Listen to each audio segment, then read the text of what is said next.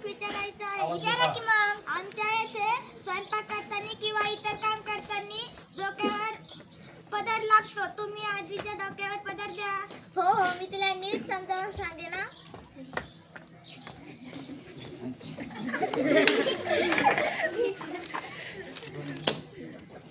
तुला काय विचारायचं आहे का? नाही नाही, काहीच नाही.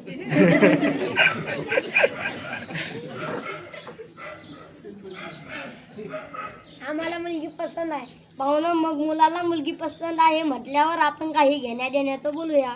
थांबा थांबा दानी, इतकी घाई पण कशाला करता? मला त्यांना काहीतरी विचारायचंय. विचारा की मग. तुमचं एक स्वतःचं घर आहे का? हो, मोठा राजवाडा आहे. आणि तुमच्या इथे शौचालय आहे का? हा कसा प्रश्न? हा कसा प्रश्न? म्हणजे मग तुम्ही जाता कुठं? लांब पांदिला. लांब बाजूला. तुमच्या इथे तर पद्धत आहे ना, मुलीचा पदर असा खाली पडूच देत नाही. मग आमची मुलगी काय आम्ही उघड्यावर सोडायची? त्यात काय एवढं? आम्ही नाही जात का मग? ते काही नाही, मला हे स्थळ मंजूर नाही. जोपर्यंत तुम्ही शौचालय बांधत नाही तोपर्यंत माझ्या दारात पाय पण ठेवायचं नाही. चला उठा इथून, उठा. निघा, निघा.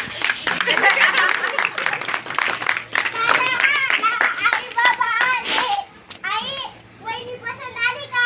अगं, वहिनी दिसायला सुंदर होती, देखणी होती, तिला स्वयंपाक पाणी सगळं येतं. पण आपल्याकडे शौचालय नाही म्हणून त्यांनी स्थळ नाकारलं. जा, दादाला विचार. दादा कधी तुला म्हणत होते शौचालय बांध, तरी तू ऐकलंच नाही. आई बाबा तुम्हाला म्हणत होतं शौचालय बांधा, शौचालय बांधा. परत यावर्षी माझं लग्न होणार नाही.